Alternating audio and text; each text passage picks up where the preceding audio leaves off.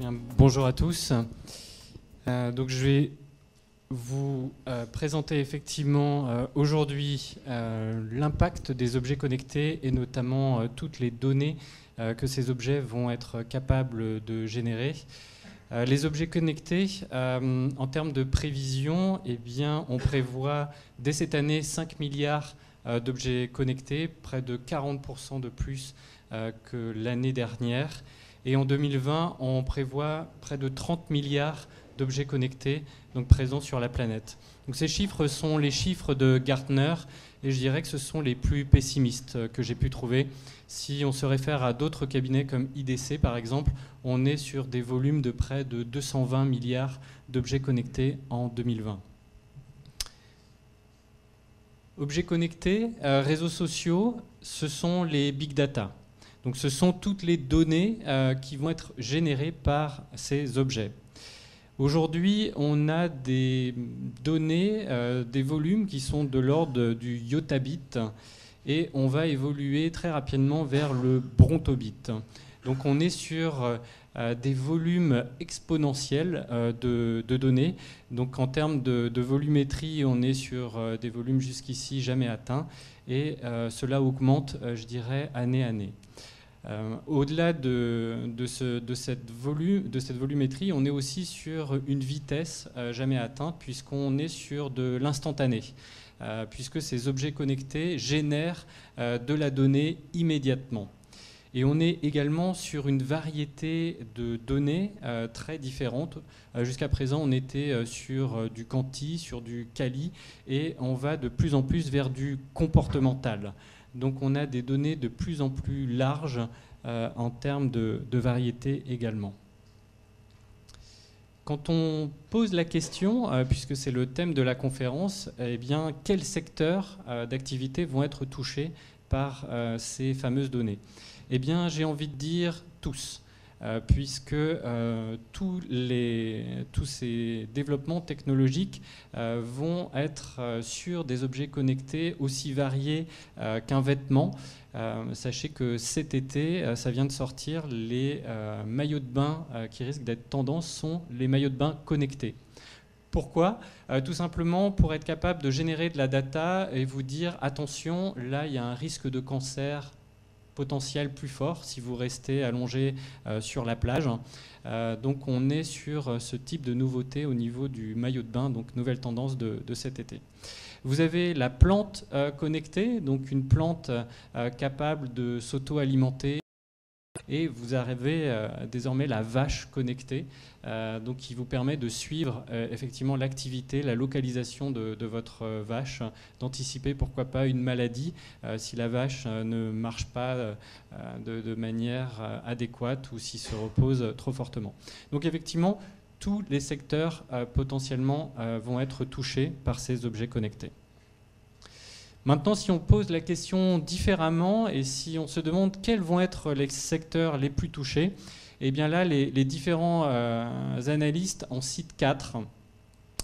Principalement la maison, donc la maison connectée avec l'électroménager, le chauffage qui se régule tout seul, la lumière qui se régule tout seul, votre pain grillé qui se met effectivement à se griller tout seul, votre frigo connecté qui se met tout seul à commander sur Amazon par exemple, où il n'y a plus assez de bouteilles d'Evian dans votre frigo et là aussi Evian commande pour vous des bouteilles d'eau.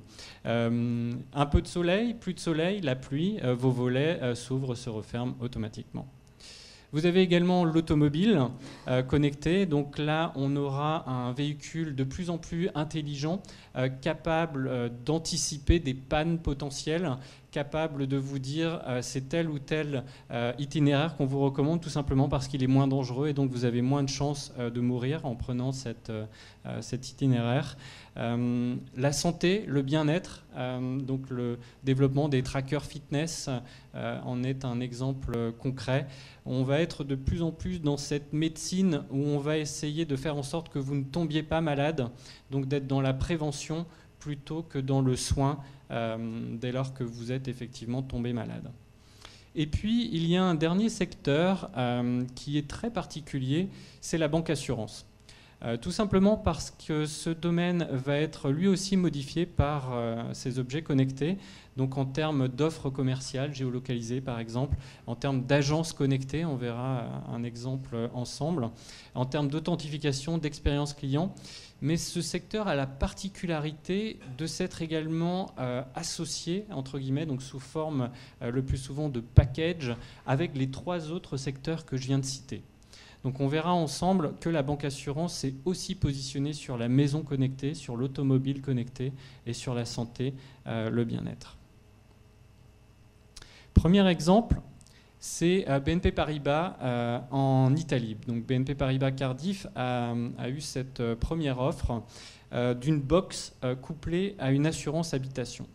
Alors quel est le principe? Vous avez une assurance classique, assurance habitation comme celle que vous avez certainement aujourd'hui. Et la particularité, c'est qu'on vous donne en plus une box qui est bardée de capteurs. Pardon. Et vous avez par exemple un détecteur de fumée, vous avez des détecteurs de fuite d'eau et une application mobile. Et dès lors que ces capteurs vont identifier une fuite d'eau au sol, dès lors qu'ils vont identifier de la fumée, eh bien, ils vont vous alerter automatiquement sur votre application mobile.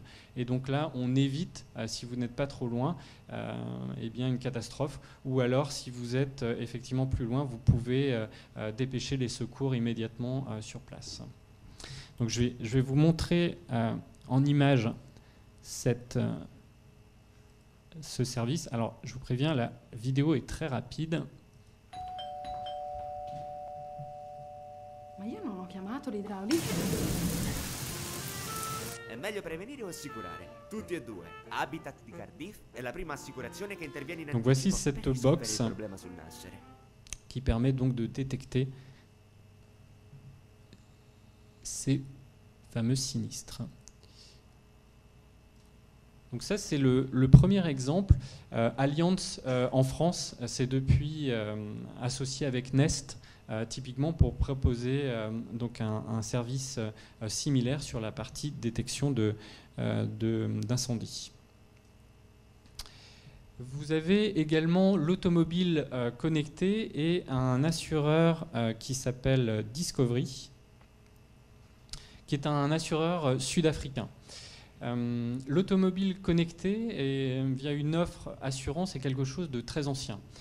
On en parle beaucoup aujourd'hui, mais ça a plus de 10 ans en France. C'est sorti avec le Pay as you drive, donc plus vous rouliez et plus vous payez, et plus vous conduisez le samedi soir, surtout quand vous êtes jeune, et moins c'est intéressant financièrement en termes de police d'assurance. Et on est ensuite passé au Pay how you drive, donc le capteur a pris également en considération votre façon de conduire. Et donc typiquement, si vous êtes sur des accélérations rapides, des freinages brusques, ce genre de choses, eh bien là aussi votre police d'assurance varie. Et Discovery, lui, va un peu plus loin. Il offre une couche supplémentaire de services à valeur ajoutée. Et donc, vous avez par exemple des capteurs qui permettent d'identifier s'il y a eu accident ou pas. Et là, deux options. Vous êtes immédiatement appelé, donc via votre mobile, donc un call center vous appelle. Option A, vous répondez, tout va bien, on en reste là. Option B, il n'y a pas de réponse, et donc là, potentiellement, il y a un risque d'accident fort, et donc là, les secours sont immédiatement alertés. L'application va également vous alerter de mauvais temps imminents. Donc là aussi, on est dans cette logique où on vous informe d'un problème potentiel. Et le capteur va également analyser donc, votre comportement de conduite et on va être dans un système vertueux. Donc ce système fonctionne plutôt bien dans l'assurance, où plus vous conduisez bien, et bien moins vous allez payer cher votre essence. Donc il y a un partenariat avec BP notamment en ce sens. Il y a une fonctionnalité de localisation du véhicule également qui est offerte. Donc si jamais vous êtes dans une nouvelle ville et que vous ne vous rappelez plus où est votre voiture, eh bien on va vous aider à la retrouver. Sur la santé et l'assurance, c'est beaucoup plus intéressant, j'ai envie de dire, puisqu'on a deux modèles en fait qui ont été testés jusqu'ici. vous avez le modèle de la compagnie Aetna aux États-Unis, qui a décidé, en fait, vu le succès de ce package assurance auto et voiture connectée, de faire la même chose sur la santé. Donc l'idée était la suivante, vous aviez une application mobile qu'on pluguait à votre dossier médical et également un tracker fitness. Et le principe était le suivant, plus vous faisiez de sport et moins vous payiez en termes de cotisation. Donc un process analogue à l'auto. Catastrophe, ça n'a pas du tout marché. Donc ils ont tenté 1 an sur le B2C, flop. Ils ont tenté 1 an sur le B2B, flop. Ils ont fermé. Donc ça a pris 2 ans. Le CEO de cette compagnie avait annoncé que Aetna n'était plus un assureur, mais un spécialiste de la data. Ça n'a pas marché. Tout simplement parce que les gens n'étaient pas prêts à partager leurs données de santé avec leur assureur. Donc autant ils étaient prêts à le faire sur l'auto, autant ça ne fonctionnait pas sur la partie santé. Et vous avez un autre modèle qui se développe. Donc le précurseur, c'est Discovery, qu'on vient de voir sur l'automobile, qui a fait exactement la même chose sur la santé, mais de manière complètement différente en termes de modèle. Le modèle est le suivant. Plus vous faites d'activités via un tracker fitness, plus vous allez faire des check-ups, plus vous allez aller chez le dentiste, et plus vous allez cumuler de points. C'est un programme de fidélité, donc il y a différents niveaux, et au fur et à mesure, vous avez des avantages sur des choses liées à la santé. Donc par exemple, de la nourriture bio dans des chaînes spécialisées, des magasins de sport, ce genre de choses. Et ça, c'est un carton. C'est plusieurs centaines de milliers de personnes qui sont assurées, tout simplement parce que le modèle est vertueux. Et ils ont exporté leur modèle à Singapour, en Australie, au Canada et désormais en Europe, puisque Generali vient d'annoncer un partenariat avec ces gens-là. Autre cas concret, c'est Oscar. Et là, on est sur le même principe vertueux. Donc, c'est une montre connectée avec une assurance santé. Et là, plus vous allez marcher et plus vous allez avoir de bons cadeaux chez Amazon. Donc, on va vous offrir cette montre, on va vous offrir un abonnement de sport. Et plus vous allez marcher et plus vous allez avoir de bons cadeaux. Donc, c'est une start-up qui est partie de New York. Il y a 17 000 clients à New York. Et là, ils ont décidé d'aller voir ailleurs puisque les résultats sont très positifs. Et donc, ils commencent à prospérer au-delà de New York, donc aux États-Unis pour l'instant.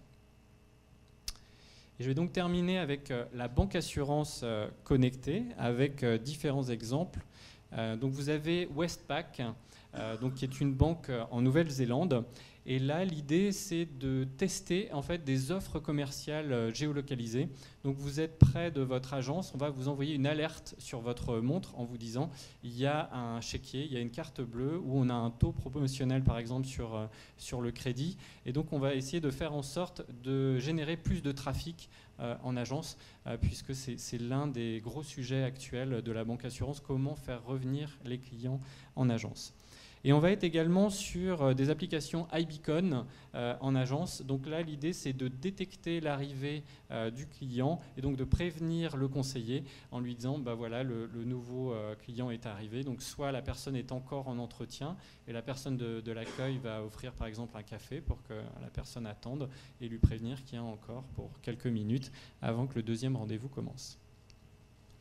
Vous avez également Barclays qui a fait un test donc à Sheffield. Là, l'idée, c'est d'authentifier les personnes en handicap et donc qui ont besoin d'aide pour rentrer dans l'agence. Donc là, c'est une application spécifique dédiée à ces personnes-là qui vont pouvoir permettre d'alerter le personnel de l'agence et donc le personnel va aller aider par exemple la personne à rentrer dans l'agence en ouvrant la porte. Donc là, on est sur l'expérience client. Sur l'authentification, vous avez cet exemple de Royal Bank of Canada qui a lancé donc un bracelet connecté qui permet à la fois donc de payer via le bracelet, mais également d'authentifier la personne. En fait, cette data vient de l'électrocardiogramme du client. Je ne sais pas si vous le savez, mais nous avons tous un électrocardiogramme personnel. Personne d'autre n'a un similaire. Et donc, on est sûr que c'est bien vous qui effectuez ce paiement. Et donc, la banque est capable d'authentifier et donc de permettre le paiement.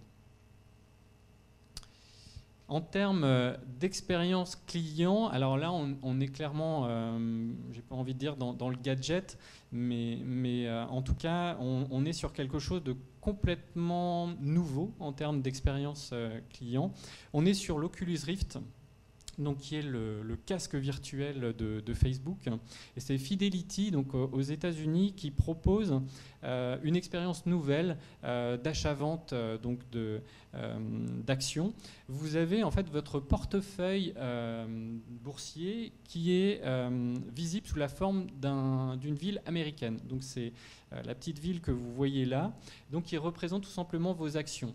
Donc le marché est à la hausse, tout va bien, il fera beau dans la ville. Le marché est à la baisse, il va pleuvoir. Le marché est ouvert, ça sera le jour. Il est fermé, c'est la nuit. Il y a beaucoup d'activités. Vous aurez des voitures un petit peu partout avec des embouteillages dans la ville. Il y aura beaucoup d'activités, beaucoup de choses dites sur les réseaux sociaux. Eh bien, vous verrez les petits oiseaux Twitter se balader donc tout autour des gratte-ciel. Et vous avez bien évidemment les gratte-ciel qui montent et qui descendent en fonction du cours de vos actions du client. Et je vais terminer sur un exemple australien, c'est Pocketbook. Pocketbook est une application de gestion de budget, mais beaucoup plus puissante que ce que vous avez l'habitude, je pense, d'utiliser. C'est une combinaison de différentes sources de données. Donc il y a effectivement la gestion de budget traditionnelle avec la catégorisation des dépenses, mais vous avez également l'implémentation, l'intégration de services similaires à TripAdvisor. Et donc vous pouvez, en vous baladant, donc là c'est l'exemple des Google Glass, voir en même temps que vous êtes dans la rue les différents commentaires, les différentes notes des différents restaurants donc qui sont proches de vous. Vous pouvez également accéder au type de nourriture. Est-ce que c'est un restaurant indien, français? Vous avez également le niveau tarifaire qui s'affiche. Vous avez également donc à service équivalent les différents prix des objets donc similaires si vous cherchez un ordinateur portable qui vont s'afficher sur cette application. Et bien évidemment, vous pouvez voir donc les distributeurs les plus proches, ce genre de service à valeur ajoutée donc sur cette application. Donc on est sur une expérience client connectée et à valeur ajoutée pour lui. Donc voilà. Donc, je vous ai montré donc différents exemples de ce qu'on peut imaginer faire sur ces objets connectés.